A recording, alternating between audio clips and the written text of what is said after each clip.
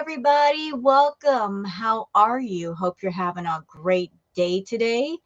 For those of you that are not aware, I did put out a community post and I hope that everybody reads it. It has to do with being safe this holiday season because we are getting into that time of the year where driving on the road can be a bit risky. There's an increased chance of people being in the midst of road rage. And also because it's near Christmas time and New Year's, people tend to get on the road and drive while intoxicated. So if you have to go out this month or around New Year's, please be careful. Please do defensive driving. Be aware of everything around you. And if you see anybody on the road that's swerving around, obviously something is wrong. Immediately call 911 to let the authorities know so they can get that person off the road so nobody gets hurt. I know this is kind of an unusual way to start a video like this, but I just care for everybody out there. And there's people on the road that just don't know how to behave themselves or stay home when they're having a drink or two. So enough with that. Let's get into the reason why you're here. We're doing something kind of unusual today. I thought I'd put a couple of things together. Chantal has been quiet lately. She likes to be quiet and hold off on going live and posting videos to create a sense of urgency about what is she doing? What is she up to? She hasn't posted in a while. She knows how to keep people interested. So we're doing kind of a retro react today of two separate videos, one of which is still on her own channel. This one has to do with Pete. It's called I Love My Ex Story Time. And the second longer video from MARLEY HENDRIX, it's a video from 2021 Christmas time and how she was with Natter.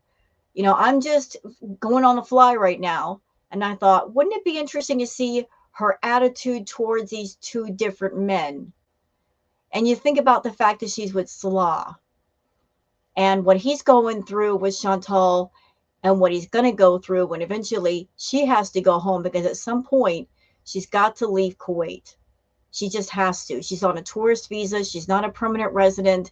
She's doing all she can to stay there, but eventually she's going to get kicked out. So why don't we just take a look back at her different attitudes with the different men in her life, okay? And I'm probably not going to be able to monetize this video because in the second video, she's got a foul mouth and the F-bombs are just flying out of her lips and YouTube has a problem with that. Even if you're a reactor and you're not saying those F-bombs, if somebody else is, they are automatically going to put you in the timeout corner for for being monetized. But it's okay. It's okay. I'm not mad at that because by not monetizing the video, that means I don't have to watch my mouth either. Yeah. So how about we just do this, huh? Let's have some fun. Because I got my because they're different subjects. Hey. So the first one I wanted to talk about. Did I tell you to talk right now? So the title. You shut up. You shut up, Chantal. You shut up. Is a bit clickbaity, but this is YouTube. Quit. Shh. When I'm ready for you, Foodie. I'll call you, okay?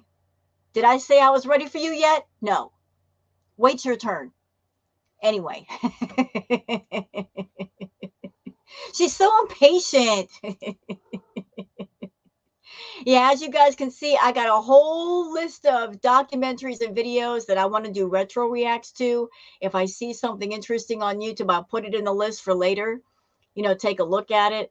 Here's one of the ones that I saved on her channel called I Love My Ex Story Time. This was when she was with BB. She wasn't away from BB yet. Can you imagine being with someone, living with somebody, and talking this way about your ex publicly?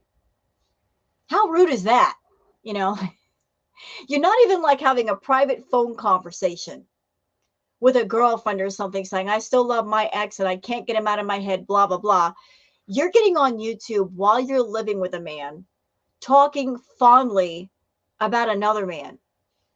She's just tacky. Oh, and for those that don't know, while she was with Pete, she cheated on him. And when she left him, she just left him. I mean, she just obliterated his world by acting that way. Booger, can I help you? I mean, she's wanting to come up here. But when she got with BB, and she cheated on BB. This woman just doesn't know how to keep her legs closed and to be faithful, either in body or in heart. But she's going to tell us how much she loved Pete. Okay? So let's just back it up a minute, because she was blabbing off at the mouth and I did not give her permission to speak. She was trying to jump the gun. We don't do that here, Chantal. Let's go. This Milani liquid lipstick. Nobody cares. Awesome. Literally nobody cares about your lipstick. And this is the Amore Matte Lip Cream.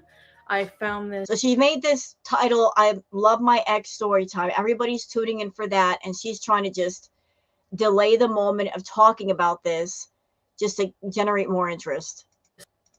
Under my couch. Thank you, Sammy. So yeah, that's what it is, and this is in the shade Precious. Nobody cares. Get on with it. Yeah. So, which is shade 11. So today's video, I'm going to be filming 2 videos separate because they're different subjects. So the first one I wanted to talk about, so the title is a bit clickbaity, but... And that's something that Chantal knows how to do. She knows how to create drama. She knows how to create interest out of drama. She knows that clickbaity titles will get people interested. You know, I remember back when she did the live stream over at Natter's place, and she looked in the camera and she said, I'm not as stupid as you guys think. And I believe her. In some ways, she is stupid, but she's smart in ways she shouldn't be smart. She's sneaky, evil smart. She knows how to manipulate people smart. So she made this clickbaity title knowing that everybody's going to tune in. And now she's going to tell us a story time about Pete's. This is YouTube, so man, it is so hot in here. I need like a fan, a better fan. So anyway, so this subject I have touched on many times before, but I wanted to talk about it because I see a lot of comments every time I vlog with Pete about it. So, so the answer to the question, you know, of the title is, the short answer is yes, of course. Now, I realize it's not really a usual thing that people hang out. Like people, the majority of people find it weird that I hang out with my ex. And okay, I'm going to save you guys a lot of just, you know, like headache trying to find out the story of her and Pete's if you don't already know. Let me give you the Reader's Digest version. So she and Pete's met in high school, and Pete's was kind of like an outcast kind of person, and she took a shine to Pete's. But she was ashamed of the fact that she liked Pete, and she hid that from her friends, and she often made fun of Pete behind his back to her friends. So they've known each other for that long. And then later on, they moved in as roommates, and then, you know, like she basically pushed for a relationship, and he just gave in, you know, because that's Pete's personality, just to give in.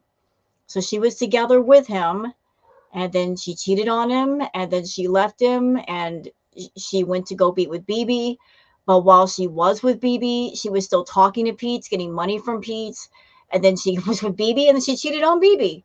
And then when BB kicked her out, she treated Pete as a fallback guy because he had a job, he had money, just using him always as like a fallback, emergency plan type of person, you know. Like if she needs somebody there, Pete is going to be there.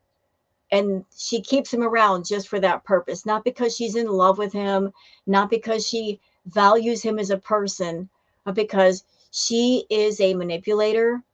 She doesn't know how to have her own means.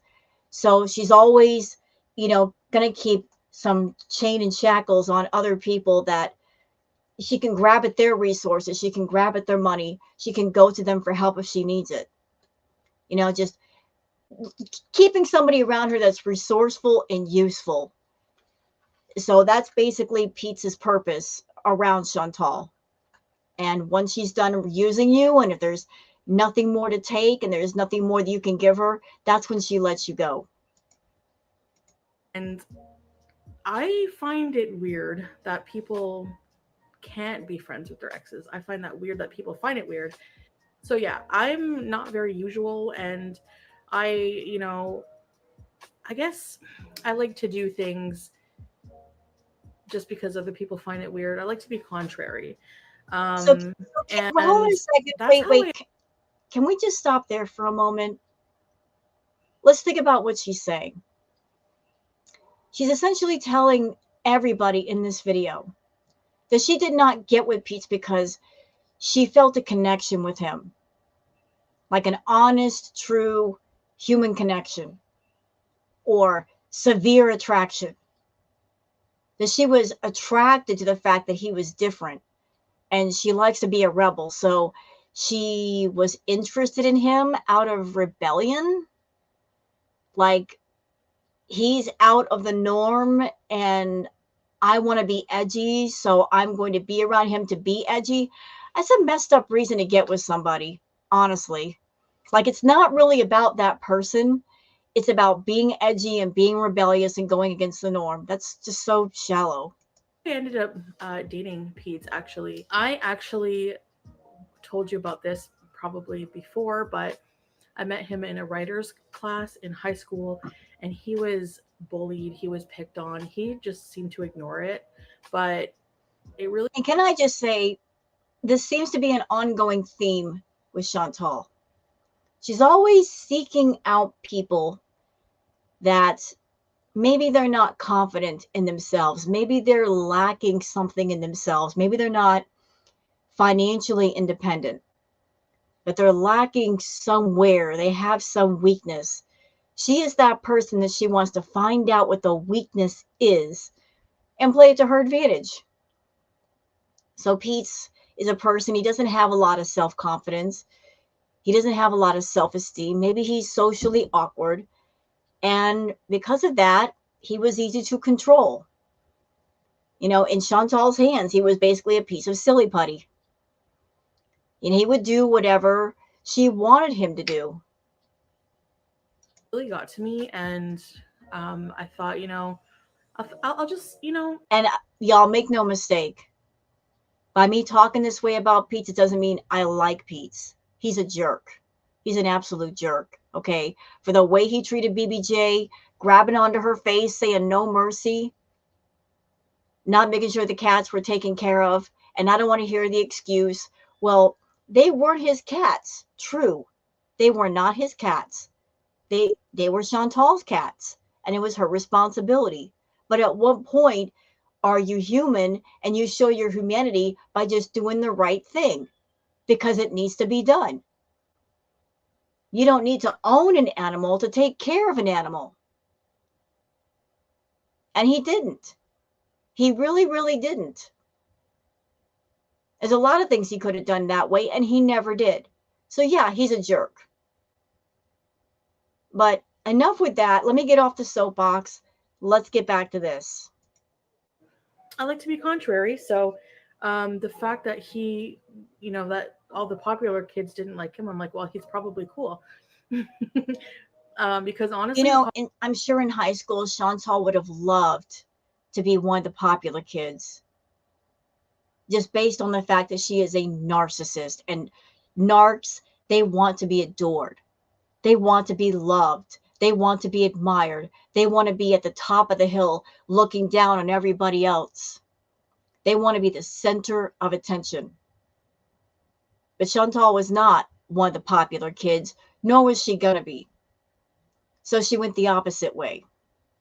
She became one of the rebellious outcasts. Because in that group, everybody's accepted, right? There's really no qualifications. And her obsession with being a bad girl, about being rebellious, it didn't stop at high school, did it? Because we all saw what happened between her and Natter. Like, she looked at Natter and thought he was a bad boy, and with him she could be a bad girl, and it's the two of them against the world. rebel without a cause. Insane. Popular kids that were mean in high school were very dull. They were just pretty much people I wouldn't want to hang out with anyway. So Ma'am, hold I made on. friends with him. Wait, stop. Just because you weren't one of the popular kids doesn't mean you weren't mean. I've heard that you were mean, not just in high school, but out of high school. You were mean to your family. You were mean to your sister. I heard you put your sister in a dryer, girl. You were so mean your parents put you into a group home. What kind of evil, what kind of rottenness are you capable of that your family would do that to you? I would think it would take a lot for a family to get to their wits' end and say, we can't handle this no more, and put your butt in a group home. What did you do? How bad was it that a family would do that to you? You must have been really, really awful. Awful. So your rottenness, your evil, your bullying, you've been that way since you were young. And it's never been corrected because you're still a bully on YouTube. I chatted it up with him, and he just turned out to be really cool. And I ended up falling in love with his personality. And he's a Ouch, ouch, ouch, ouch. I fell in love with his personality. Ow. There's nothing wrong with liking somebody's personality. I'm saying ouch because that means you really don't feel fully attracted to the person. You don't have a true, strong connection. Like all of the pieces of the puzzle are not there. Maybe on the personality level, maybe you guys get along as friends, but if 100% of the pieces of the puzzle aren't there, they aren't there. You're just with them to be with them. And if you're with somebody in a relationship and you don't have 100% of the pieces, that means your head is on a swivel looking around for the next person who has more. You were just with Pete's to be with Pete's, to have a man. Where's your man? Grabbing on a Pete's like that. very, very smart guy, and he has a good sense of humor.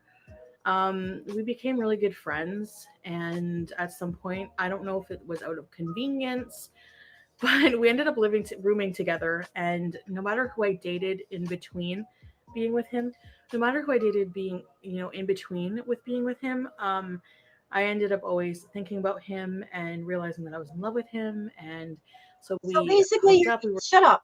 So basically, you're confessing that you use Pete's as a fallback guy. You go out with a guy, you like him, like that new guy would have the new car smell. And then once the new car smell is gone, you're going to fall back to Pete's because he's just there. He was the just there guy. You're going to date him, you're going to hang out with him because he's just there. And unfortunately, you became his one favorite person. Don't know why, but that's the way it was. And you took advantage of that, Chantal, many times over. I don't like Pete. He's a jerk, but truth is truth. You took advantage of it. You've always yelled and screamed about wanting unconditional love, about wanting a guy to love you and accept you as you are. You had one, you big fool, in Pete's.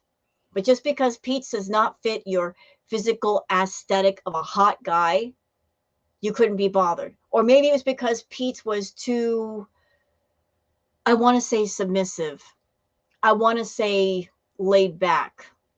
Now, if Pete's had stood up to you and put you in your place, maybe you would have had more respect for him. Maybe you would have been madly in love with him right now. But he's just too laid back about things, about letting you get your way. But you had love. You had love from Pete. You had love from the cats. You appreciated none of that. You've always run after love that you can't have, that is not yours. Running after guys that don't want you. They want your paycheck. You're in love with the idea of being in love versus looking at love from the perspective of, I'm a person, I'm going to build myself up, I'm going to take care of myself, I'm going to be the best me that I can be, and I'm going to go out into the world, and maybe I might run into someone that compliments me. We complement each other. We've got stuff in common. We got stuff to talk about. We can be relaxed and talk to one another about anything. Like, you have no standards when it comes to dating. It's all about, is he a hot guy? Okay, we're going to get married now. We're together for like 7 years. Yes, I was really in love with him at one point. Oh, hi, P boys. Let's just take a moment to acknowledge Sam. Okay. I was definitely in love with him at some point, and then just I think this is, love is one of the best reasons for being alive, in my opinion. Love is just like, So she's just saying right here, she's in love with being in love. She puts her self-worth in a relationship. Like, if you're not with a man, according to Chantal, you're not worth anything. You have such backwards thinking. You really do. Look, Chantal, I'm older than you. I'm 52. And I will self-confess all day long. I once thought like that too. Like, I just wanted to find my soulmate because everything else in life, in my opinion, was easier than trying to find that one person in the world that you're supposed to be with. I put myself on a lifelong quest for that. And at the end of it all, do you know what I found out? That love often happens when you're not looking for it. It just bumps into you like out of nowhere, like you just be minding your business and it'll just bump into you and you go, oh, hey. When you look for it, you find the wrong people. When you don't look for it, that's when it finds you. You want love, don't chase after it. Don't look for it. It will find you. And usually it'll happen at a time in your life when you are happy, when you're content, when you're not even thinking about it. It will just kick you and say, tag, you're it. So yeah, I used to be like that. It's okay. But eventually you got to grow out of that and realize what the real deal is. You got to build yourself up. You got to live. And if you got a lot of work to do on yourself, which you do, you know, maybe don't be in a relationship until, all the construction work is done.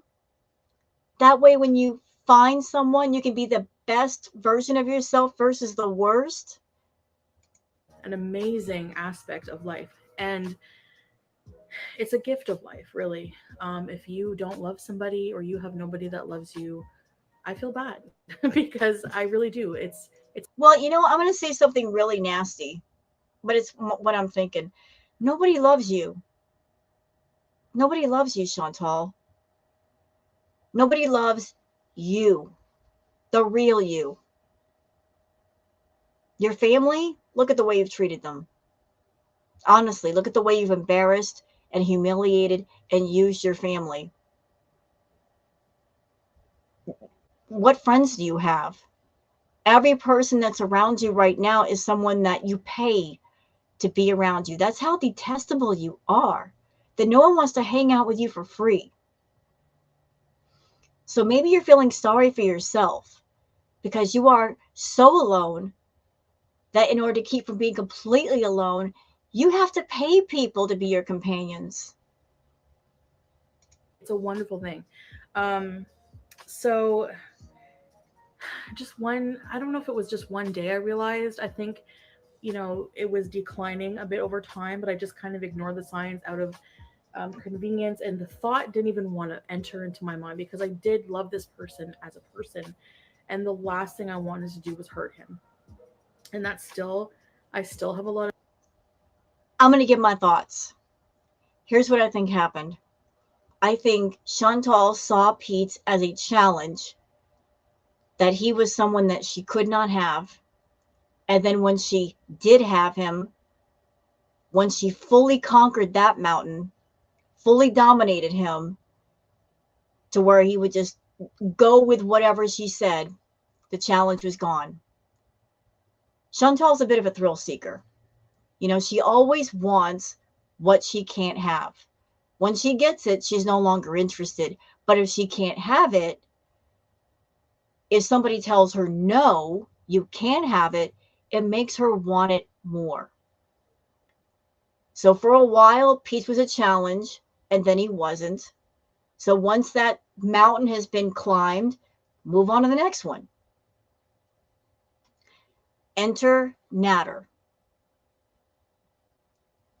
It was weird. She wanted Natter to be a good boy. She wanted to tame Natter, but Natter was never a good person. He was as much of a con artist and a scam artist as she was. And he figured out all of her weaknesses, every single one. He knew how to turn all of those weak spots against her to get more stuff out of her. If he had taken the route of Pete's and said, okay, we're going to be in a relationship, whatever you want, he wouldn't have gotten as much money or things out of Foodie. Honestly, he wouldn't have. If she had conquered that Natter Mountain early, all the things that he gotten out of her, he wouldn't have gotten. No new iPad, no new iPhone. His rent wouldn't have gotten paid. His groceries wouldn't have gotten bought. His bills wouldn't have gotten paid. All those trips to Montreal, hotels, motels, blah, blah, blah. None of that would have happened. Chantal was enthralled with the idea of taming Natter and getting control of Natter. And it drove her crazy to encounter a man that told her no. And she was determined to win. She doesn't like to lose. She doesn't like to lose it all. So she did everything she could do to win. Bought him a bunch of stuff. She even got on social media with a ring that she bought herself, claimed that they were engaged, making up lies, issuing threats, trying to use her channel as a means to push and pressure him into a relationship that he did not want. She did everything. Everything. She even went so far as to try to integrate herself into his life as much as possible. Creating a YouTube channel for him, setting it all up, making videos, editing videos, posting videos, making the thumbnails, buying the groceries so he can do his cooking videos, everything. Just setting things in motion where he could not get rid of her. Natter even knew how to play her insecurity and her jealousy against her, just to get more stuff. Knowing that Didi was around, he would invite Didi over just to make Chantal go wild, just so she would offer up more money if Didi left. Yeah, he knew how to play the game. And just as Chantal can never, ever, ever get over the fact that FFG outsmarted her for the sake of BBJ, the other thing she can't get over is the fact that she spent so much time and money and effort and energy on a crackhead, and she still couldn't tame him. That really, that's salt to the wound. It really irks her pride. Because like I said, she hates to lose. A lot of guilt with that to this day. I still really feel really bad. I feel responsible. You are Um, responsible. Like I heard that you not only cheated on Pete, but you basically obliterated his world. You left him in debt. I mean, he was emotionally crushed. Absolutely crushed. And so you moved in with him to the villa. And you did it because he had good credit. He had a good job. His name was on the lease, not yours. And what did you do? You went off to be with another man and left him with the villa and all the damages to the villa. And nobody can tell me that there weren't damages that had to be paid for. I'm sure there were. Did you pay for the damages, Chantal? No, not at all. You just went to Kuwait and left him behind like you always do, treating Pete once again like the fallback guy. I can go be with another dude for whatever amount of time. Once I'm bored with it, I can go back to Pete. She's always treating him like that. and because he's still not with somebody, and I know he's lonely, and that's why I feel some guilt and I'd like to hang out with him when I can. But I do like spending time with him, and to just because I didn't have romantic. You know, I remember when she and Peach used to live at the villa, and there was it Winnie from Winnipeg? He was talking to other people, and she was so jealous. She was so incredibly jealous. Y'all remember that? Like, just the very mention of him talking to another woman, she would get all snarky. You want to know why? Not because she wanted to be intimate with Pete, but because if there was another woman in the picture talking to Pete that wanted to be in a relationship to Pete, that would mean she could no longer treat him as a fallback guy, and she would no longer have control. So yeah, she didn't like it, not one bit. Also, another thing I just remembered, I remember the fact that, yeah, Peach's name was on the lease, but although his name was on the lease and not hers, she forbade him from bringing anybody home, although she brought guys home, and he just had to go to his room and shut the door. Nice, huh? Love for him anymore, to completely get rid of this person. He's a wonderful soul. Like, he's a wonderful person, and to not have him as a person in my life anymore just because I don't want to shag him anymore would just seem really tragic. So that is why I am still in touch with him, that I am still good friends with him. And no, BB is okay with that. He doesn't mind. He's not a jealous. He never was jealous. Um, he is sort of a jealous person. He's an Aries. I'm going to say it one more time. I think you, ma'am, making this video, you are with another man, but you're on video on you talking about your ex this way is disrespectful. This kind of talk, if you gotta have it, this is something you do in private. You don't put it on a public forum when you're with somebody. It's disrespectful to your current partner. You're so tacky, Chantal. He's like me, and we are very jealous, but he doesn't express it. He's very mature. He's very, and right from the get go, maybe it would have been different if I just, hey, in the middle of our relationship, I'm still hanging out with my ex. But I told him about that before we started dating. I said, I'm still really good friends with my ex. I hope you can respect that.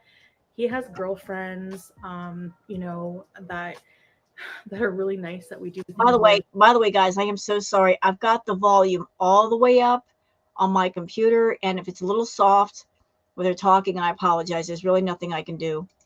I don't know. I used to be really jealous and insecure, but What? I used to be really jealous and insecure. What do you mean used to? You still are. I mean, this was 5 years ago, this video. 5 years ago. And she's in Kuwait with Salah. And she's still so jealous and possessive and insecure that if Salah leaves the house, she's got to know exactly where he is every 5 minutes. They got to be texting back and forth, back and forth, back and forth, back and forth. And if she doesn't know where he is, she throws a temper tantrum. So you are still jealous and insecure, Chantal, and that's really your problem. If you're feeling insecurity and jealousy, that means there's something going on with you. Like jealousy and insecurity, it's jealousy and fear mixed together. Like, what are you afraid of? Are you afraid of losing something or losing someone? Usually you feel that way when you feel like you're lacking somehow. So if you're lacking somewhere, maybe the solution is to build yourself up to where you're not lacking, and then you could feel confident. But now I'm just, with love and relationships, I've learned to just go with the flow. Wrong. In love and relationships, Chantal, you've learned that the way to keep a man around is to control them, to make sure that they are codependent on your money. That's the only way any man will stay around you for 5 minutes. It's not about building yourself up and making yourself a good person. It's about, I am going to be as disgusting and repulsive and offensive as possible. But if I got money, I'm going to find some desperate guy who needs his bills and rent paid and take advantage of the situation. You are a predator. Yes, you are. You don't want to make yourself better to where people will hang out with you for free. You are going to just try to use your paycheck check to circumvent all of that.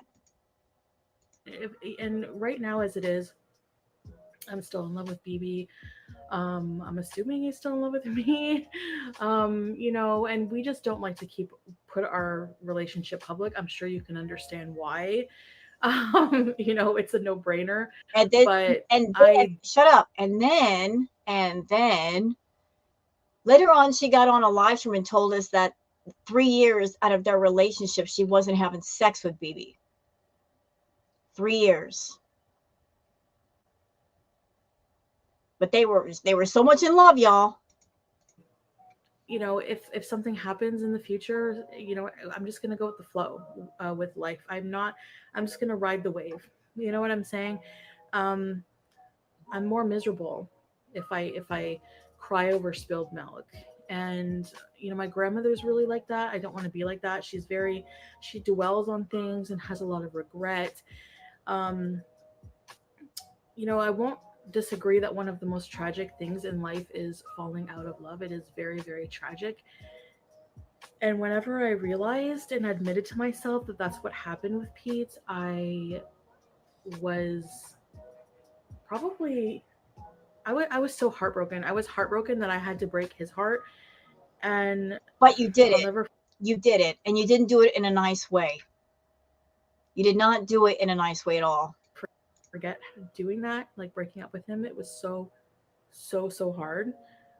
Because I was pretty much The story that I heard was that how Pete's found out that Chantal was done with him was that she came home one night and was just grabbing her stuff, not really giving an explanation. So she felt so bad about breaking his heart. Yeah, okay. You have to have a heart first to feel bad, Chantal. much just like, um, I was like, I'm breaking up with you. I'm not. I just said everything. I said I'm not in love with you anymore, and I'm in love with someone else. It was very wrong of me to have started talking with um, BB. So essentially, she was with Pete, and she stepped out on Pete with BB and started up something with BB. And then once she got that going, she went back to Pete and basically broke his heart and not only told him, A, I'm not in love with you, but B, I'm in love with somebody else. Talk about a double knife to the heart. When somebody that you care about, that you love, looks at you and says, I'm no longer in love with you, that's devastating. But then they follow that up with, I got somebody else now, bye. Heartless witch. Before breaking up with him, but I thought many times Pete would tell me, even if you don't love me anymore, I don't know, maybe he sensed it was coming, but he said, even if you don't love me anymore and you wanted to see someone else, I would be totally cool with that. I would be cool with you having different lovers to make you happy. Yeah, well, that makes me so sad that he was so desperate to have you in his life. He's just like, I don't care if you're intimate with somebody else, just stay with me. That screams of a lonely, sad soul. And you took advantage of it, didn't you, Chantal? Yes, you did. Yes, you did. You're a horrible witch. And and I just felt like, but I can't be in a relationship with someone I'm not in love with. And I don't think BB would like that. So I think that it was very wrong of me to do that, to sneak around and talk to BB for like 2 weeks. Look at Um, that. and 2 weeks. 2 weeks, you betrayer, you cheater. 2 weeks. I did fall in love with him in that short amount of time, by the way. No, no, no, no, no, no, no, no, no. You know what this is? Let me spell it out for y'all. Miss Thing here was living with Pete's. Okay, living with him. Got a home, got a place to come home to. What she did was swing from one guy to the next. Like, oh, he's got go from. She always made sure she was set up. that she was comfortable. So she was with a guy, but going to another guy, making sure he had a home. That way she can go from one house to the next. There's never been a period, I think, where Chantal has ever lived alone and been independent on her own. It's always like, let me just go from one guy to the next and profit off of their resources in their homes. Okay. It just like clicked, and I just think that I should have broken up with him first. And Yeah, you think so? You think so?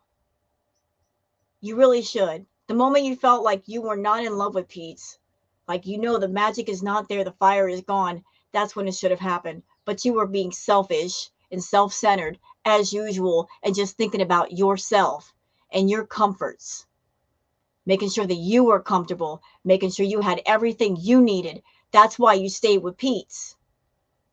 And you were looking for another place to be comfortable and another guy to be comfortable with. So yeah, you should have let go of Pete, but you don't think about other people. You have no sense of empathy. You used him, and you've used him several times in your life. And you know what, Chantal? Fraudy beauty. It's sad. Because do you know that Pete could make a crap ton of money? Even to this day. Girl, he's known you for 17 years. He's got a whole mountain of dirt. He could just grab a shovel and bring little piles of it to YouTube.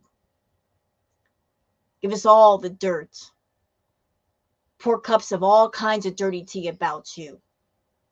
We're interested. We're still interested. We listen. He could make so much money. That would make his channel blow up. But Pete's, he's loyal to a fault. He's loyal to you when you don't deserve that kind of loyalty. He's keeping his mouth shut, I feel, because there's a part of him still waiting for you to come back. And he doesn't want to sever the cord entirely. But that's the kind of loyalty that he's got for you. The fact that he's sitting on a gold mine of information. And he's not going in there, getting a cart, bringing some of it out, and sharing it with us. That kind of loyalty. You messed it up. You really messed it up. Wanting a guy that wants to give you unconditional love and accept you the way you are. You had somebody like that. You didn't care. You cheated on him. I definitely learned from that. It's always better to be honest, because there have been times in my life where I was dishonest, especially with myself, which is all the time. When have you ever been honest? More than anyone else. And I'm just learning that it just feels better to just be honest about things. When have you ever wait? When have you ever been honest? Shut up. Shut up, Chantal. When have you ever been honest? When have you ever given anybody any kind of honesty? Ever. Never. React to them. So that's what I'm really trying hard to implement in my life. And yeah, well, you failed. I should have done that, ending my relationship with Pete, absolutely. And so I did admit to him that I was talking with BB. So yeah, and I was in love with him, and I was, going to be with him. So that's the story. I think that no matter who I'm dating in life, I won't date somebody. I mean, not like I'm anticipating breaking up with BB, but like no matter who I'm with in life. She didn't anticipate breaking up with BB. But what she also didn't anticipate was BB breaking up with her. She did not anticipate BB being strong and independent and handling his business and saying, get out, witch. You got to go. Because that's what happened. BB said enough is enough, and he kicked her out. And notice that ever since BB did that to her, notice that every guy that Chantal is with, not a single one of them are financially independent and able to stand on their own 2 feet. Y'all notice that? I'm noticing that. BB was the last guy that had a job that was fully in control of his world. Every guy after BB, she creates a system, if it's not already there, of straight up financial codependency. That way, the men in her life cannot leave. Or if they do, she's not going to make it easy. Like, I think BB being independent kind of taught her a lesson that if you give somebody a choice, they're not going to make the choice of her. So she wants to remove that choice. They have to be okay with me being friends with him because he is a special person in my life.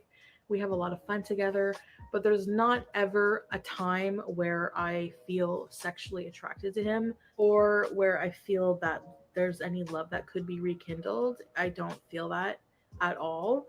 Um, I actually, it's hard to, when I'm with, Can I just say something about the friendship she has with Pete? I don't think Chantal's ever had a true friendship in her life. I don't think she has friendships. I think she has associations. She strikes me as the kind of person that she'll meet up with you, she will size you up, she'll figure you out, she will probe at you and poke at you to find out who you are and what you do, and if there's anything about you or your life that she can make use of. And depending on what's going on, is how much contact she has with you. So she made use of Pete's. She used him in every way possible. She put him in debt more than once. She used him to cover up her lies on YouTube. She used him for a lot of things. And then when she couldn't use him anymore, that's when she got really bored and wanted to kick him out. him, it's hard to believe that we were ever in such a loving relationship for 7 years. But it was just like a spell, just wore off, you know. Um, and that's it's not something. You know what? Not to downgrade Pete's, but with everything I'm hearing with Chantal and Pete, it sounded more like I just want to be with somebody right now relationship. It wasn't, like red hot passion, intimacy, serious, solid connection. It sounds more like I'm lonely and I have to have somebody in my life. I've got to have somebody walking by my side. So, tag, you're it. You're there. I'll make use of you until something better comes along. It's one of those. You can control, and it's very, very tragic when that happens. So I just wanted to explain that.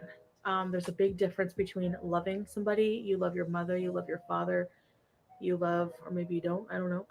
You love things in life. We're here to love, and I definitely love Pete as a person. Pete is his nickname. His real name is Jamie. I definitely love him as a person, and I don't think that will ever stop because he's a really dear friend of mine. And I think that this whole breakup, you know, was a good thing. We are very good friends, and Oh, and by the way, y'all, she turned the comments off on this video.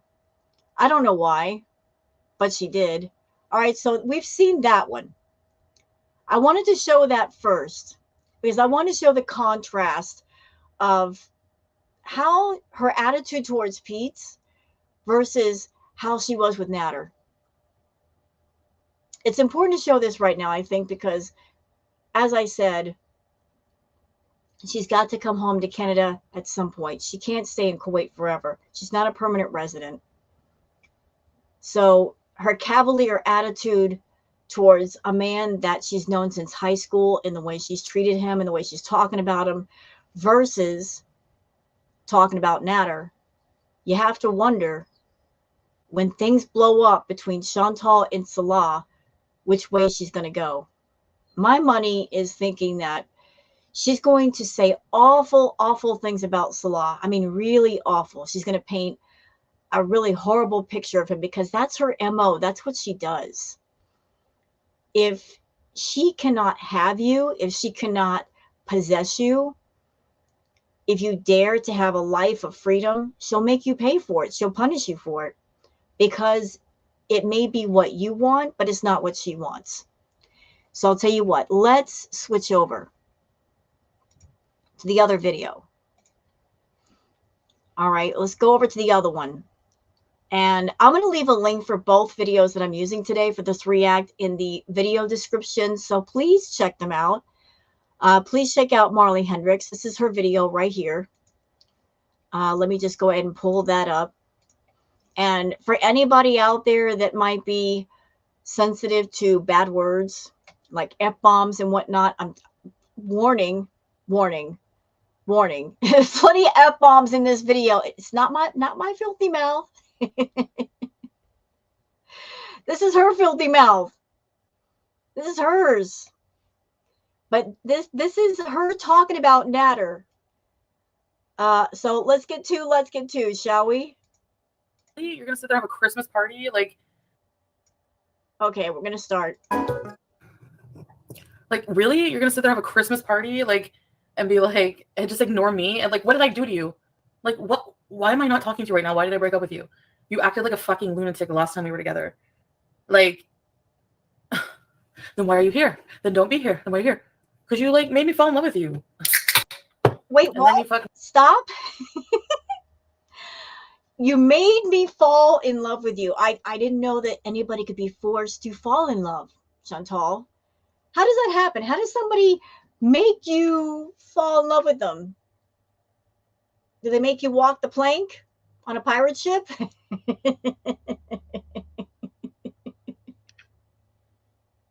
You must fall in love with me. No. No, nobody can make a person fall in love with another person. It's just something that happens. What was going on with you and Natter wasn't love. It was you wanting to possess something you could not have. Why anybody would want to possess a crackhead, I don't know, but you did. Maybe it was all about the fact that you couldn't have him. He wasn't a pushover. Maybe that intrigued you. I don't know. But Marley says, once again, Chantal takes no responsibility for her role in the failed relationship. Of course she doesn't. I don't know. And then you like treat me like shit. Somebody who like does everything for you. Everything. Just from supporting. You know what? Like, common sense. If you're with or around someone that treats you like crap, what do? You stay away. Why go back? Why continue to do things for somebody if they treat you like crap? That makes no sense. Because if you're around someone that treats you like crap and you're taking it and you're not walking away, what you're inadvertently, silently telling that person is, you could treat me like crap and you can get away with it. By the way, it should be noted that Natter did not have a car. He doesn't have a license. So every single moment, every single time that Chantal saw Natter, it was because she was driving over to his house in Gatineau. And then when he moved away from Gatineau and went to Montreal, she followed him up there. She would drive hours and hours to see him, sneaking off to go see him. There was never a single moment where Natter drove a car to see her. And she would pay for Ubers if he came over to the villa, which was a rare occasion. But yeah. Your fucking cigarette habit. Oh, that doesn't give you, you're not gonna twist my arm just because you do things for me. No, but a little fucking appreciation would be nice. And yeah, maybe not be so. Listen, you witch, you never wanted appreciation. You don't want appreciation. You don't. You know what you wanted? This is your system. I've got it all figured out. Because you are a horrible, offensive, repulsive person with absolutely no soul and no heart. And you know it. You play to your strengths. And one of your biggest strengths is your YouTube paycheck. You know there are people out in the world that are hurting financially, and you're looking for those people. Because knowing how repulsive you are, being well aware of that, you want to find those people that are hurting for money and wave your paycheck in their face and go, hey, I'll be helpful. I'll pay your bills. I'll pay your rent. I'll pay your phone bill. All you got to do is put up with me and talk to me and be my YouTube content. You take advantage of desperate people in desperate situations, and that's just low. But that's you. That's what you do. You come across as being so incredibly helpful. Like, I know so many things about so many things, and I'm going to help you and make your life better. When the actuality is, you make it worse. You bring a tsunami, an earthquake, a hurricane, and a tornado into that person's world and make it to where they can't get rid of you. And if they try, you punish them. But it's all about creating leverage. Every single thing you do, no matter how small, medium, or large, you log it into your brain. And if they have a fight with you or if they want to get rid of you, you beat them over the head with it. I did all this stuff for you, and I created a YouTube channel for you, and I've spent this much money on you.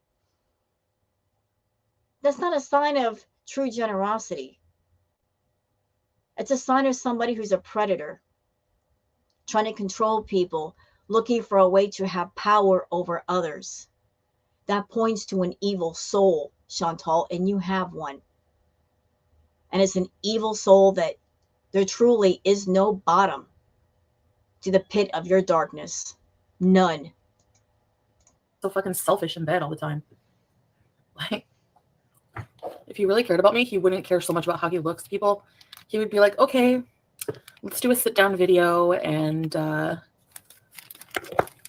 tell people this happened, but we're getting through it and we love each other. Like, he just completely lies about things and just makes it look like I'm crazy. And anyway. Am I crazy for being upset, for being angry? They're laughing at me. That's disgusting. And actually, do I look that pathetic as she looks sitting in the kitchen, like reading his super chats? Actually, I'm not going to miss those days. His bossy fucking... But she did miss those days, because how many times did she go back and forth, really just all the anger in the vitriol about Didi. She was just salty, so salty about the fact that Didi was there next to Natter, doing things with Natter that she wanted to do. She's still salty and bitter about it. She still can't get over the fact that when she wanted to spend time with Natter, she had to pay a lot of money. Then he would allow it. She had to buy the groceries and pay the phone bill and all that stuff. But yet Didi spent time around Natter for free. She didn't have to pay an entrance fee into Club Natter. She got just passed right on through. Chantal still can't get over that. He's not a good person. What is he telling you that he's not telling us? What? Oh, a lot, Brooke. A lot. You're really Ann. All he did was use you, Chantal. Don't you see that? Just shut him down and spill the tea. I know that live you snapped at him that he hit you. A pile of dung, Chantal. You're not crazy for being upset, but we just want to see you take yourself more seriously. Some criticism is valid and should listen to it. I know some are a pile of dung. I mean, like, he treats everybody, literally everybody, nicer than he treats me, and I do the fucking most for him. Like, even talking shit about him online helped him. Wait, you did the most for him because that was your system. You did the most for him to make sure that he would need you around and you would get those phone calls to come over and spend time with him. Because he wasn't going to call and invite you over any other way. I'm sure you never got a phone call with him saying, hey, let's just hang out, you know? Let's just hang out to hang out. Let's watch a movie together. No, if you hung out with Natters because you were bringing over some liquor or food or paying a bill or bringing him money. You had to pay some kind of entrance fee in the Club Natter, or you were there to work for him. Since you insisted on making a channel for him and doing the content and not teaching him what he could do for himself, he had to rely on you. Although he could have taught himself Since you want to do it, he lets you do it. He did. And I find it very interesting, Chantal, that in the time that you were seeing Natter and you were getting on your YouTube channel claiming all these horrible things that he did to you, big question on the chalkboard. So why would a woman who's being physically or emotionally hurt by a man make a channel for that man, spotlight that man, help him make money, and put him in the public eye where he's going to have contact with other women, knowing how horrible he is? Why would a woman who's being hurt want any other woman to talk to that man? It boggles the mind, doesn't it? Absolutely. Financially in some way.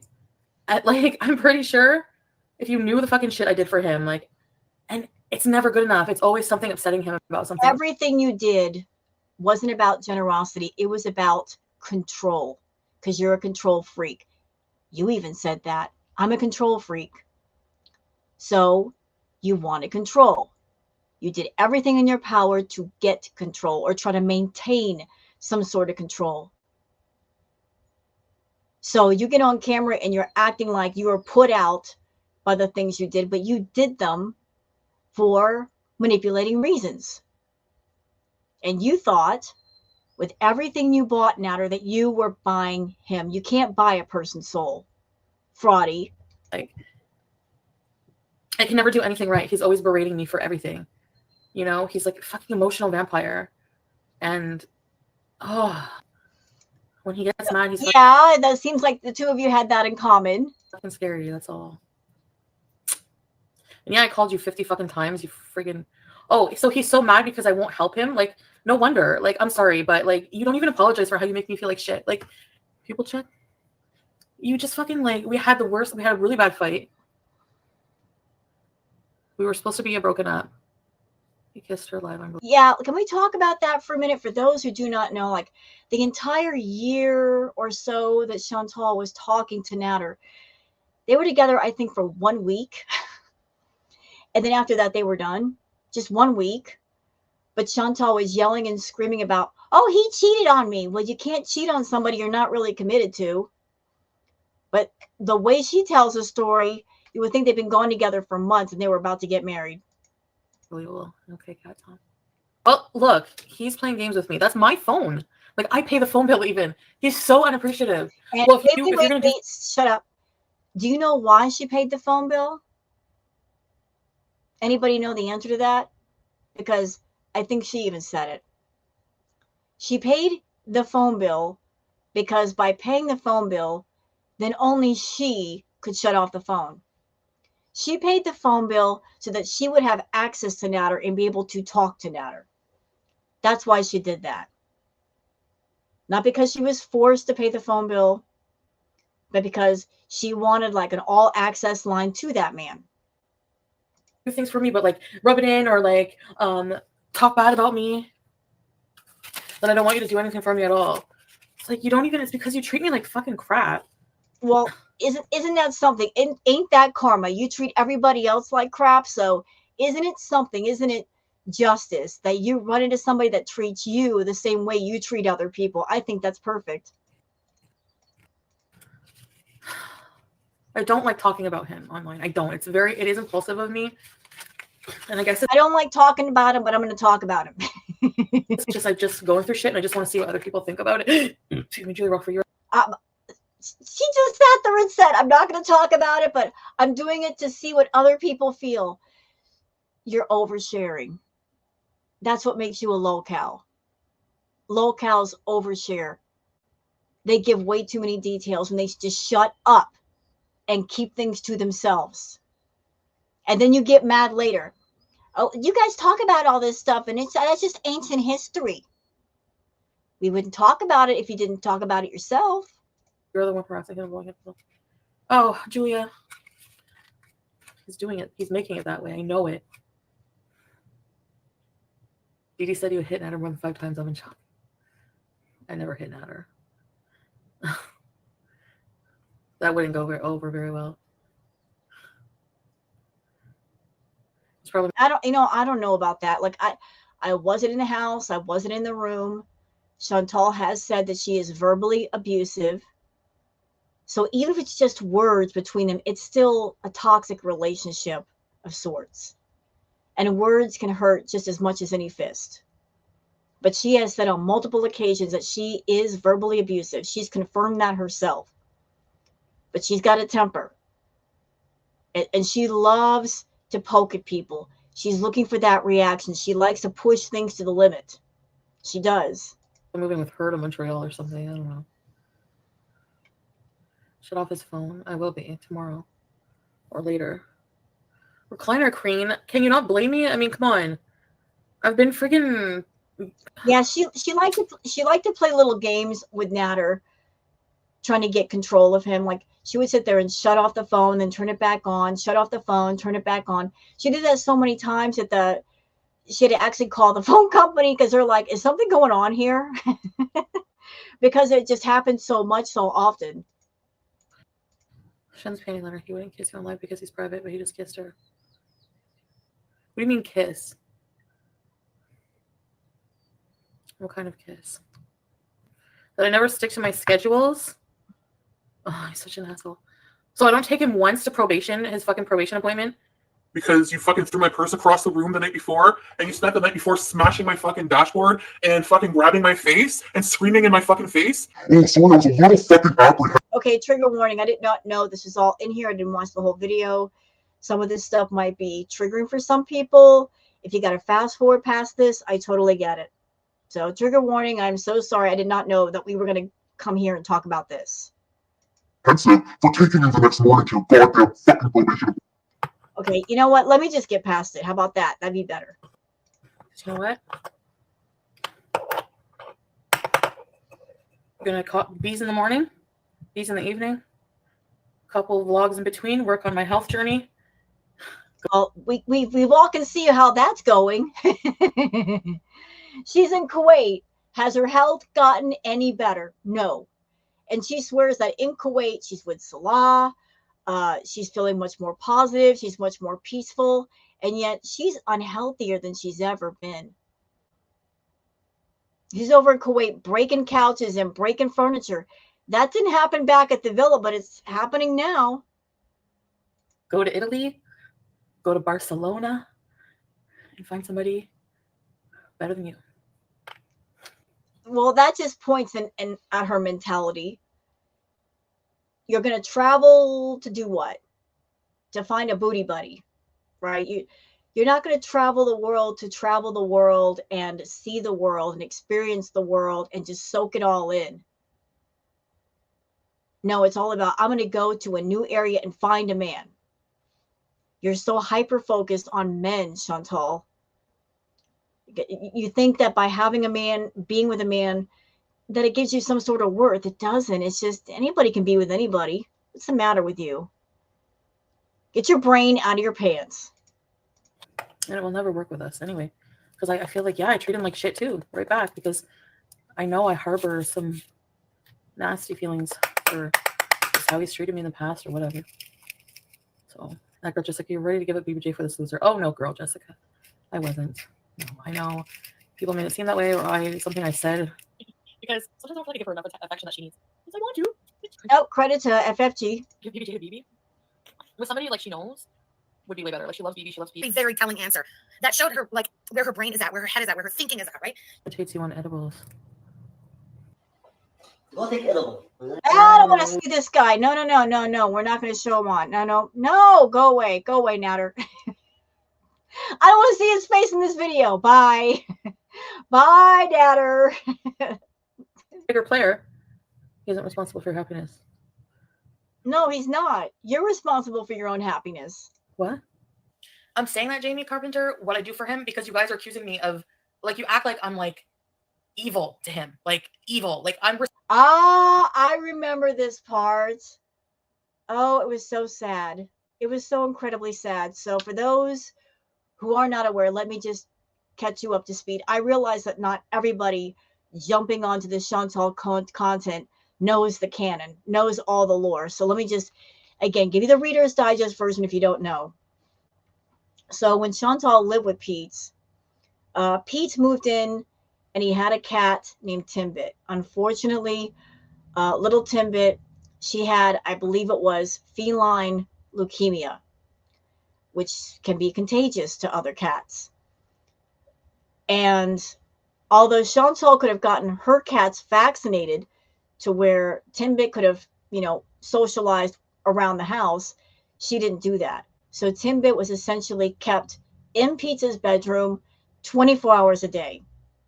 Chantal didn't even have the heart to say, you know what, Pete, knowing that Timbit can't step out of the bedroom, you take the bedroom with the balcony, and that way little Timbit can get some fresh air and sunshine. She took the room with the balcony and she hardly ever used it. But anyway, so little Timbit stayed in Pete's dirty, filthy, disgusting room. And unfortunately, she did not make it out alive. And I saw pictures of Timbit, of her feet, on Twitter. And it looked like some of her nails were grown into her foot pads too. But this night, Chantal took Pete to the vet. Something happened to Timbit. Like, there's different stories. But Timbit was put down.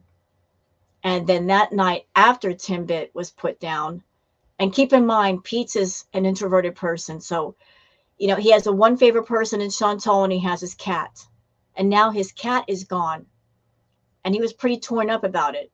How did Chantal handle it? She just left Pete alone at the house and ran off to go be with Natter. And people got into her about that, and then she got an attitude.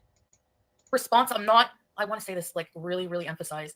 You can love somebody, but still, you're not responsible for their happiness, okay? I'm not responsible for Pete's happiness. I'm not responsible. And yes, I know that sounds insensitive. He's grieving the loss of his cat. You think so? This guy that you've known since high school, your best friend, your ride and die, they lose their cat, and you run off. You don't even stick around until they fall asleep. Nah, you're going to run off immediately. And to me, I felt like I was being supportive. If I wasn't being supportive, it's up to him to tell me.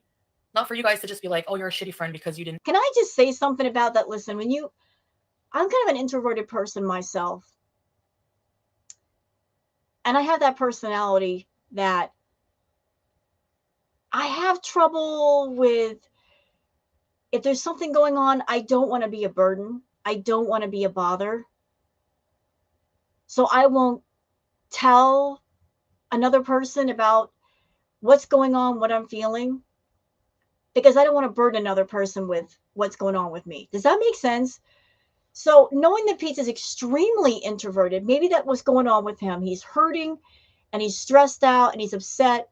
But with Chantal and her control freak, dominant personality, he didn't want to irritate her, knowing that's what that's going to lead to. They were in a position where, yes, his name was on the lease, but she was the one paying the bills. And if she's the one paying the bills and the rent and buying the food, he doesn't want to take her off. So, of course, he's going to keep his mouth shut. But if she were even half the friend that she claims to be, she would have stuck around for Pete, and she did not. No, none of that's true. I mean, I know, and he hates Pete. He said things that are threatening towards Pete. He's nuts. I'm nuts for... Yeah, why would he threaten Pete? Let's think about that for a minute. Why would Natter have a problem with Pete? They are two different men who are not even in the same city. They live far apart from each other. They certainly don't talk. What do these two men have in common? Chantal. Chantal was talking badly about Natter to Pete, telling Pete all these awful things that Natter did to her. And then she'd run to Natter and do the exact same thing. Go to Natter and talk mad trash about Pete. Because ultimately what she wanted was a tug of war between both men. She thought that was sexy. She thought it was cool, and she thought it was so sexy to have two men fighting over her. But if they were fighting over you, Chantal, it's not because either one cared about you. What they cared about was you were a sugar mama to both men, and both were intimidated and afraid that one or the other was going to get full control and they would lose their benefits. So it wasn't about love. It was about survival. You just said you're on ketamine. Swear on my life. I swear on your life, meow. I swear on. He's straight out lying. Like, he doesn't care about me at all. He's willing to just lie. Wow. He didn't change his mind. Consistently lied. He's the one who introduced me to everything.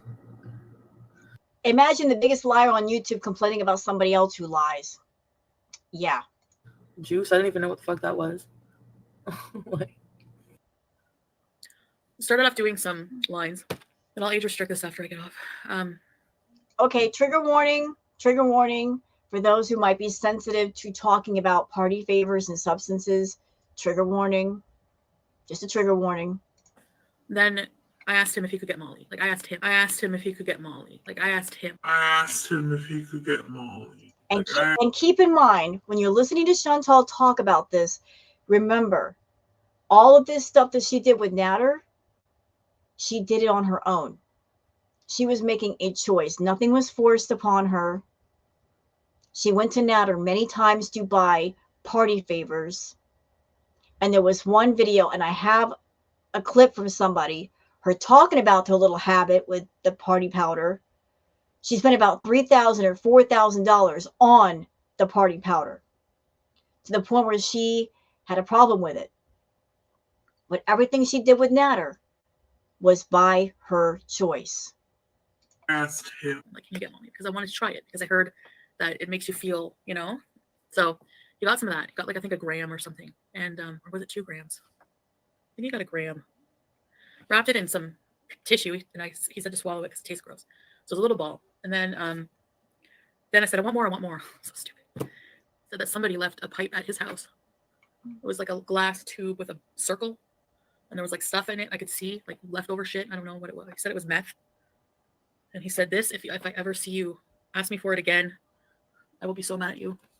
And you know why he said that? Because there was one night that Chantal, basically, she almost went over the edge. It was a scary episode. That's why he told her that, because she doesn't know how to stop herself with something that she likes. She always does too much, and she nearly went over the edge with it that night. I'll never let you do this again. You have to promise never to do it again. Blah, blah, blah, blah, blah, blah. So I said, all right. And even as I was doing it, I was like, why would I do this? You know, like, oh my God. So he's full of crap. Yes, I deny being on K. The only time I was ever on K was after a surgery, and it was given to me by the nurse who got a doctor's order for it because I was friggin' in pain. You can think I'm manipulative, think I'm a bitch, whatever you want, but you have to see that when you see him. Well, I mean, I'm sorry, but Holly, I'm just saying that in reply because he's shaming me, saying it, but lying, saying I'm on K. You guys would know if I was. Stupid rumor. I'm moving to Montreal. I'll have real friends there. You'll have real friends? You're going to treat them the same way? What do you care? What do you care? Not your life, not your business. Step off. What do you care? If somebody has real friends, are you jealous? Are you mad? Stay mad. You're mad because somebody else has friends and you don't? Well, take a look at yourself. There's a reason why you don't have friends, because everybody you know you owe or you try to own. That's why you have no friends. Everybody you call a friend, you try to use. That's why you're alone, Chantal. That's why you have to pay people to be around you. Because either you're paying them or you're using them. Like, nobody could possibly do more for him than I did for him. It's just not even possible. Like, she paid $200 for an Uber to go see Natter. No, they have to be fucking. He's such a fucking liar. He said that she's not spending the night and that they're not fucking. Of course he's going to say that. Of course he is. Of course. I mean, he was a sugar baby. She was a sugar mama. She's paying the rent. She's paying the bills. She's buying the groceries. She's paying for the phone bill. All of it. He's not stupid. I mean, he's sneaky, evil, smart like Chantal. He's not going to be honest if it means he's going to lose his meal ticket. He's going to lie. And knowing how insecure and jealous and possessive she is, he's going to tell her what she needs to hear to keep that meal train running. It's just going to happen. He was sitting there getting thousands of dollars from Chantal.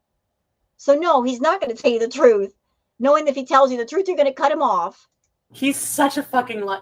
You are a piece of shit, and I hope you know that. I will wait so. Oops. Next. Fucking sad. But you know what? So am I, because I fucking gave him money too. Ugh. And you still gave him money, even after you broke up. Even after you told everybody, I'm done with him for like the 100th time. You were sneaking off to see him in motel and hotel rooms.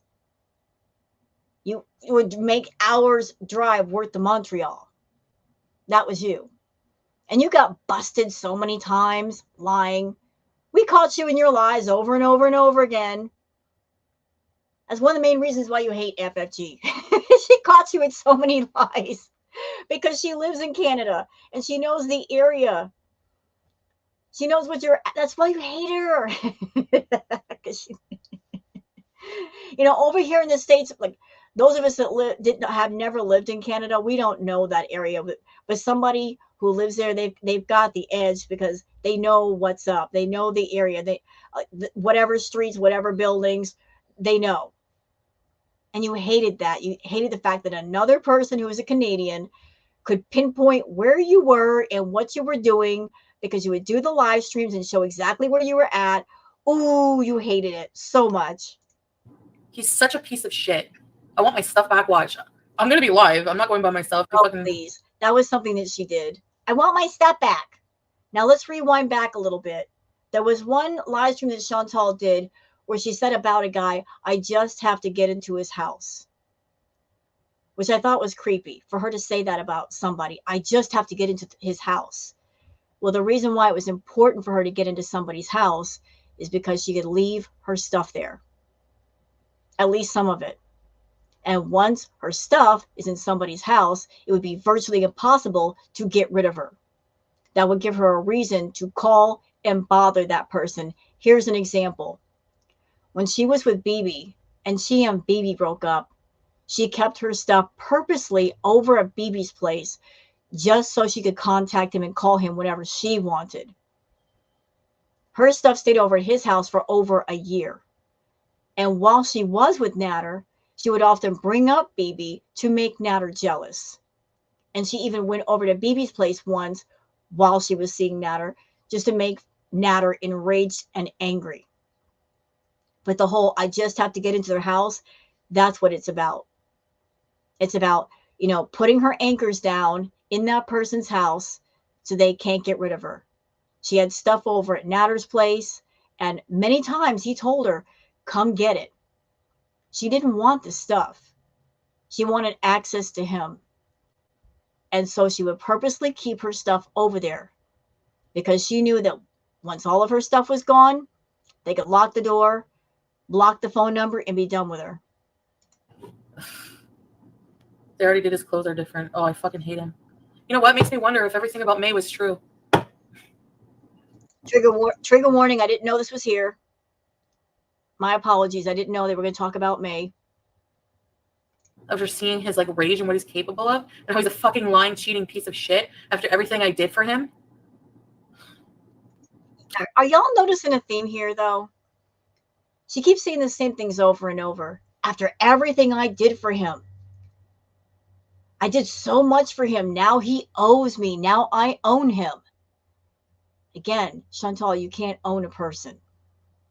You could buy someone every mansion there is to buy and gift it to another person. You could buy them 1 million yachts You could buy them a million Lamborghinis. You can give them every dollar there is to give in the world. It doesn't mean you own a person. Every person has their free will. They go where they want. They do what they want. But you want to basically jump over a person's will, and you're just thinking about yourself. And even now, you still haven't figured out. Even now, with Salah, you haven't figured out that all the money in the world, all the empty promises in the world, the trips to Thailand in the world, it isn't going to make somebody be attracted to you or bring you closer. If someone doesn't want you, they don't want you. If they're not attracted to you, they're not attracted to you, and there's not a doggone thing you're going to do that can fix that. I want to scream at him so bad. I really, really, really want to. Oh, I want to hurt him so bad. And she tried. She really tried it. She tried. Like, Dee stayed over at Natter's place for months, and the longer she stayed there, the more that it made Chantal nuts. And she got to a point where she was so frenzied that she threatened to go to the cops.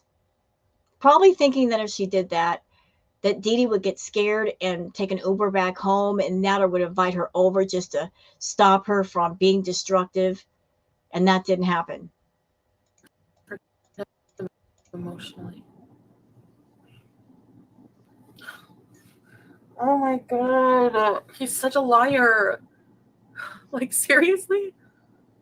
Can you, like, actually fucking believe the nerve of this guy? Like, to have some bullshit reason to not want to be my boyfriend, like, because I live with Pete, and he probably fucks this friend of his tonight, messages me and says no. Again, hold on a second. If you're not in a relationship with somebody intimately, romantically, you can be with whoever you want. Natter was not committed to Chantal the entire time they were talking. It was for a very, very short period of time. Chantal just accepted things as they were because she thought she could find a way to control Natter, and it never happened. Never happened. But she insisted that he was cheating on her. Although you can't cheat on somebody you're not committed to. But that was the narrative that she went with, because in that story, using that cheating narrative, it paints her the victim, that she's been wronged, when she was the one doing the wrong because she was being the predator and trying to use her money and her means to control people. And no, I'm not sticking up for Natter. I'm just saying that's how things were. Is she sleeping over? No, fuck. Oh, really? Really? And pays $200 to come and see you? You fucking lying piece of shit. That's what makes me think about the May thing, because, like, she paid all that money to go see him. Oh my god. Yeah, don't you feel stupid? Don't you feel stupid?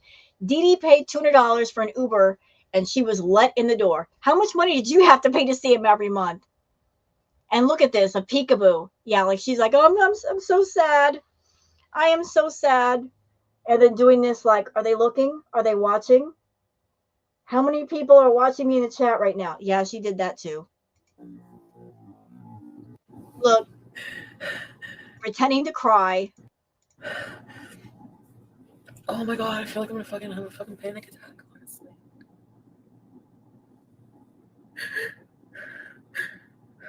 The fake alligator tears when there's no tears.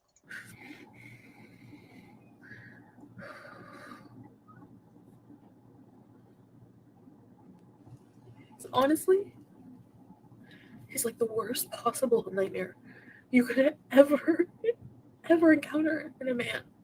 It's the worst. Oh, I just need Sophia. Oh, I just needed her idea. What kind of friend are you? Oh, so you want me to do fucking favors for you and you just have somebody in there in your bed you probably just fucked, you stupid piece of shit? Fuck. Seriously? You know, like, all of this drama, all of this high stress drama could have been avoided or stopped at any time.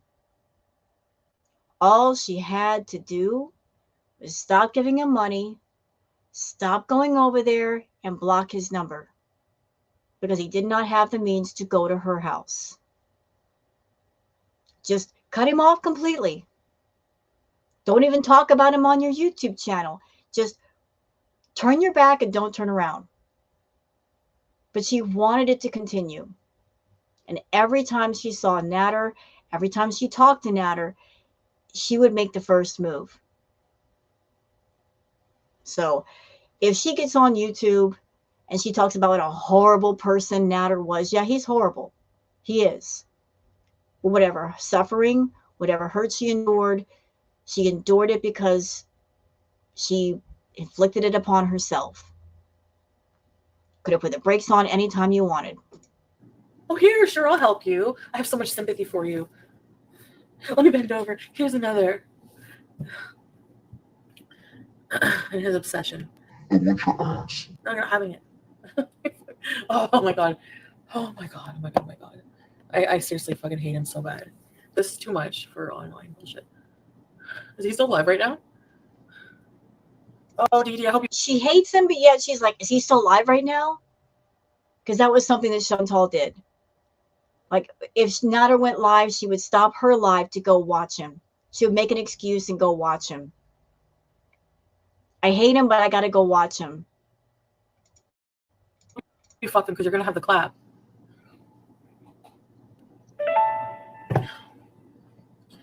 Check out the bottle of Abreva on the desk. Where's Black Cat? I think he gave it to her. I can tell by the sound of her voice. Yeah, well, good. Good for her. He's such a fucking asshole. He's a lying, using piece of crap. And yeah, some of your food is gross, okay? Well, I won't argue with you there, Chantal. His food is gross. He's been on YouTube for how long, and he still can't cook. And your coughing is so annoying. And you know what? Here's my thought about his channel. Here's my thought about Natter's content. I honestly feel that Natter does not have a passion for cooking. That all the cooking videos and all the cooking lives that he does, it's not about he loves to cook and he wants to share his passion with other people. The cooking is just a cover for the fact that he's a scammer and a con artist, and he's just there to get money from people. That's why the cooking sucks. That's why it's never gotten better. That's why there are no proper camera angles or anything, or explaining of ingredients. You could give a crap less about the cooking. It's just a cover for what the channel is really about, and that's scamming. Nobody's ever going to want to live with you, and you're fucking controlling as hell. Controlling. Yeah, because you know what? You're a control freak. He's a control freak. You can't have two narcissistic control freaks in the same household because it just doesn't work. One person's got to back down, and neither one of you wanted to. And I think Natter knew that. So you want to be with Natter for whatever reason, but Dee Dee, you know, she knows when to back down. She's not a control freak. You are. You're weird, Chantal. You want control sometimes, and then you don't want control other times. But you and Natter were too alike that way. You butted heads. So even if you got rid of Pete's, even if he weren't your roommate, he still wouldn't live with you because that would break down in less than 48 hours.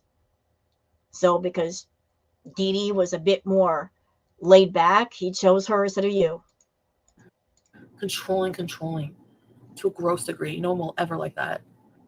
You fucking gonorrhea penis loser. I'm not going to get my TV now. He'll fucking probably kill me at this point, honestly. If I go near him. Yeah, because I did something to you. It's revealing what you freaking say and do. Lying, cheating. Oh my god. Oh my god. I never cheated on him. Oh, I wish. Well, you can't cheat on somebody you're not committed to, like I said. So if you guys weren't together, if you sleep with somebody, that's not really cheating, is it? I cheated on him. I can't. Grace Brummel, cut his phone off right now. What is keeping you? I think I'd have to call customer service and fucking get them to suspend it. I fucking hate him. That pickle thing. Is he still alive right now? I want to call him and give him fucking shit. He's a coward. He won't answer the phone. You want to answer the phone? You fucking... And a lot of her streams was all about her not so much talking to the audience.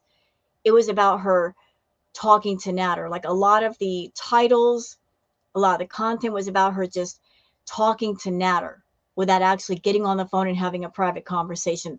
The streams were not about the audience. It was about her and him going back and forth.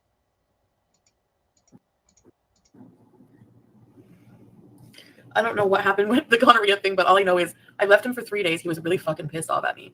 And he fucking, I come back. He's in bed. Looks like he lost 800 fucking pounds. The big jar of coconut oil's open. In the drawer, there's poppers. And I'm just like, what the fuck is going on? Man, like when I just look back on things at how fucking blind I was, this is going to be age restricted. I'm going to age restricted at the end anyways. I can't fucking believe it. You never loved me. Yes, the poppers. I researched it. He's like, I just found the bottle on the street. He got like super mad at me. I was like, really? Okay. Make me think I'm crazy again. Reflection. No, I'm not going to go into any more of his personal details right now. I wasn't going to talk about him, but then he talked about me. And he was so mean and lying. That's something that her and Natter did. Like, for all the hate they say they have for each other, they never went over the line. Like, they'll go back and forth with one another. Even to this day, they might say things about each other, but they won't cross that red line and really make it final. Like, really burn the entire bridge. Chantal, she could have easily gotten Natter's channel completely deleted or taken away from him long ago. She could have reported him. She never did. Likewise, Natter could have gone after her and caused some trouble for her, but that never happened. So by that not happening on either side, it points in the direction of you two were just playing it up for the camera, and there isn't nearly as much hate as you guys claim there is. You know, because Natter was somebody that, according to Chantal, did more physical, emotional hurt to her than anybody else on YouTube. And yet she didn't make that move to have his channel erased. If she really hated Natter, she could have just wiped him off the YouTube map. She never did. So she still has some love in her heart for Natter. That wrathful, vengeful, Aries side of herself that she talks about so much and she's so proud of. Well, if you're so wrathful, why haven't you really done the final thing to Natter? Because it was all an act. It was all an act, Chantal. And by the way, yes, I know, like, all the Aries people, you guys don't claim her. I don't blame you. And I'm just like, really? Wu-Chan, reap what you sow, chins. Yeah. I didn't let him threaten FFG. He has no respect for me. He's a fucking piece of... Well, Rosalinda Chavez. Oh, go away with your white woman victim tears. Suddenly you're terrified of him? Oh, please. Crusty Starfish, what are his kinks? Why are people asking about his kinks in the chat? What's wrong with y'all? Yeah, I don't know. She gets on camera and she talks about what a horrible slime ball he is. And then somebody says, what are his kinks? What do you care? Ew. Who cares what his kinks are? I don't want to know that. Oh, kinks? I don't know. I'm not going to talk about his personal stuff like that. Look at my little ponytail. I know you guys liked it. Like, why are people into him like that? I just wanted to say he's lying. Grace Burnell. I suggest you hop online and cut his phone off that way. Do it now and stay safe afterwards. His violence will only escalate. Please, this isn't... You know, if she... Shut up, Chantal. If she really hated Natter, she wouldn't have to have people tell her to cut off his phone. Because if you're a vengeful biatch, that's the first thing you do. You cut off their phone, you cut off their internet, and be like, bye. Block their number, done.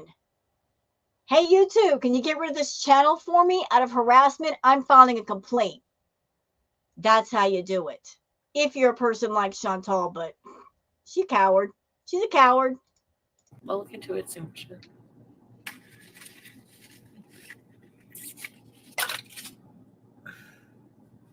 I really want to call him and tell him off.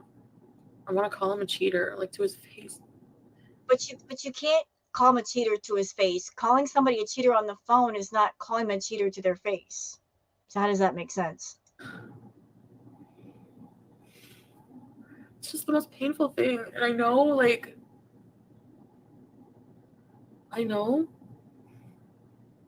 because when I had to when BB confronted me about cheating on him, and he looked at me, I remember the pain in his face.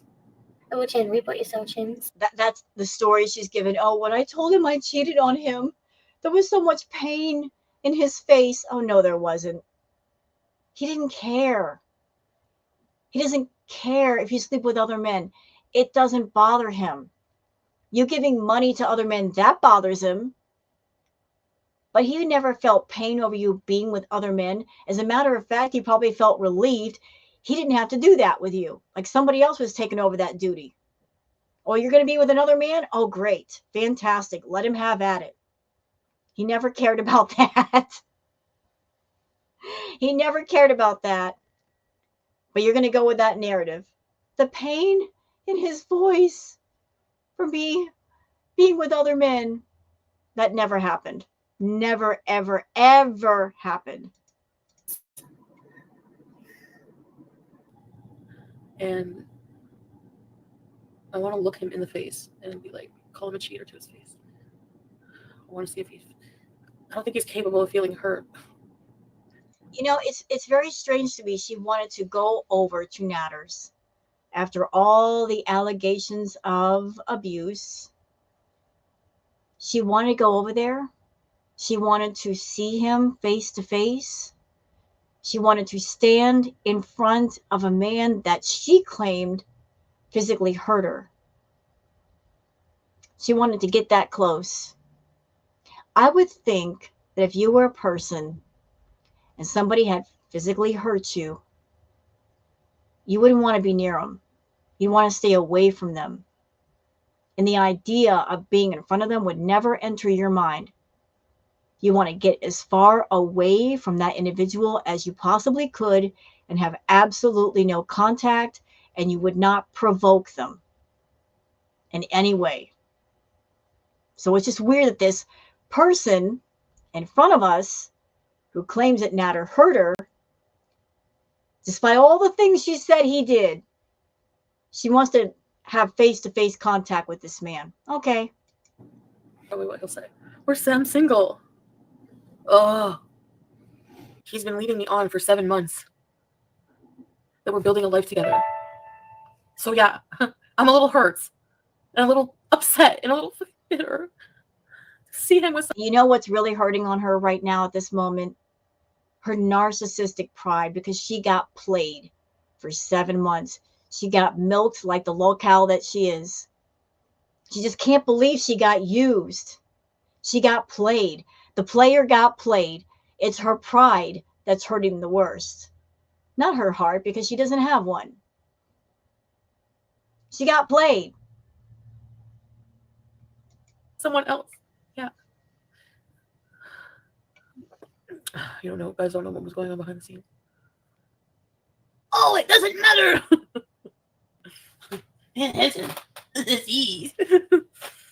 He'll be back. By the way, since we're here, can y'all take a moment? Look, for those that don't know, that have just come in after the villa arc, maybe you beezers that you came in when Chantal went to Kuwait, y'all take a look behind her. For real. Look at that kitchen counter. It's filthy. That was her whole house, filthy. Everything everywhere. Those cats lived in a filthy environment. There soon. It's been a few days already. It's been a little while.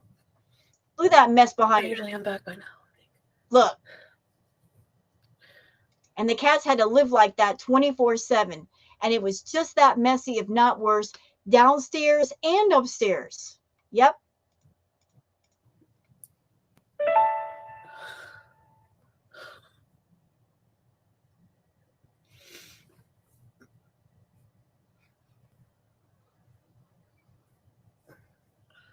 Well, imagine if How can you sit there and be upset over a guy?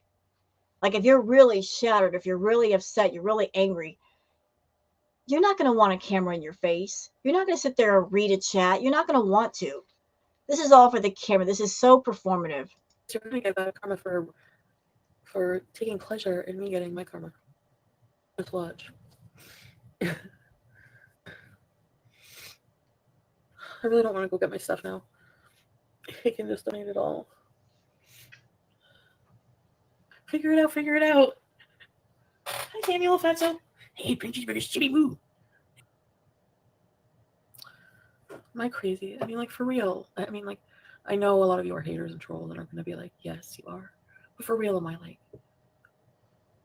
I mean, my personality probably just adds fuel to the fire, right? Hi. Oh!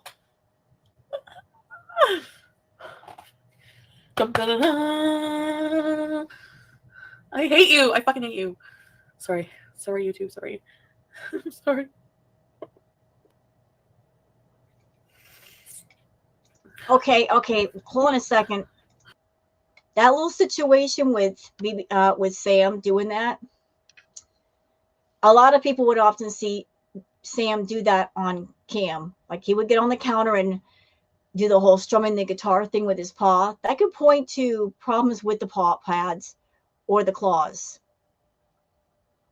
Because, I mean, cats do that sometimes, but he did it a lot.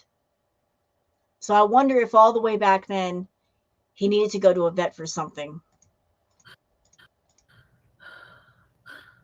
Okay. Sam, you get him, Sam. You get him, Sam. You get him, Sam. Yeah, that's right. You get him, Sam. Let's talk about something else, like, because we're gonna have to get used to talking about something else from now on. Well, you don't want to. He's so fucking arrogant. What? He's live still. Get off of your live stream, jerk off. Oh, sorry. You know what? You know why she kept asking about, is he live still? It's because she was basically, in essence, waiting for him to get off live so she could call. So she's angry at Natter, but yet she keeps asking the chat, is he live? Is he live? Is he live?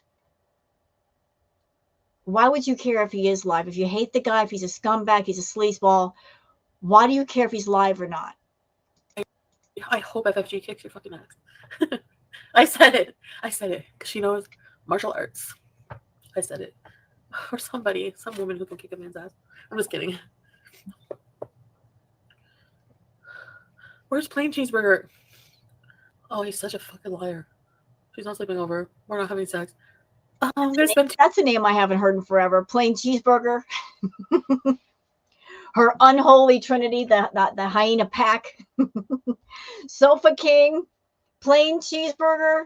Who was the other one? Ashley Lamborghini. Oh, they hated me. But you know what? They were coming to my chat acting all the way the fool. And so they got blocked. You know, because they made a point to be jerks in everybody's chat. So yeah, they got blocked. 200, like he's worth $200 in a cab. You fucking piece of shit. Oh, I hate him. I wish I could tell you. I wish you could feel how badly I fucking hate him. Yeah, you hate him so much. You keep asking about him. Is he live? Is he live? Is he live? If you hate somebody, you don't care what they're doing. You don't care where they're at. You don't want to speak about them. You don't want to hear their name. So you don't hate Natter. You've never hated Natter. And now that you're with Salah, you're thinking about him. I know you're thinking about him. I was just like, when was he talking like to these people? Like May, for example. I was just like surprised even. Like, I know whenever I remember, like, oh, he briefly mentioned something about a fan. I'm not going to touch on the May stuff because it's very sensitive topic. And I wish justice for May for any wrong that was done to her. But I'm going to bring something up. In the beginning, when Chantal was interested in Natter, people came forward and told her that he was not a good guy, that he had profiles on different single sites. They even showed it to her. She didn't want to hear it. So again, any and all suffering and pain that Chantal suffered hanging out with Natter was self-inflicted because she was warned. Wanting to come see him, but he never said that he went. Stupid. Anyway, I think I'm gonna go for now. Yeah, go ahead, you big faker. You know, she was itching to go and see Natter on live. Anyway, so I just did this react to show the contrast back to back of her attitude towards Pete's and then her attitude towards Natter. And I just wonder what kind of outlook and attitude she's going to give Salah when at last she has to go home to Canada. Because at some point she's got to go. She can't stay there forever. She's not a permanent resident. So how is she going to handle breaking things off with Salah? Is this going to be a case of he's going to urge her to go home, and then after she gets home, he's going to break it off because she'll be far away from him and she can't do him any kind of harm? I wonder how she's going to spin the narrative. But that's it for this react. Hope you guys have enjoyed it. If you have, please like and subscribe and leave a comment. Thank you so much for being here, and have a good one. Bye.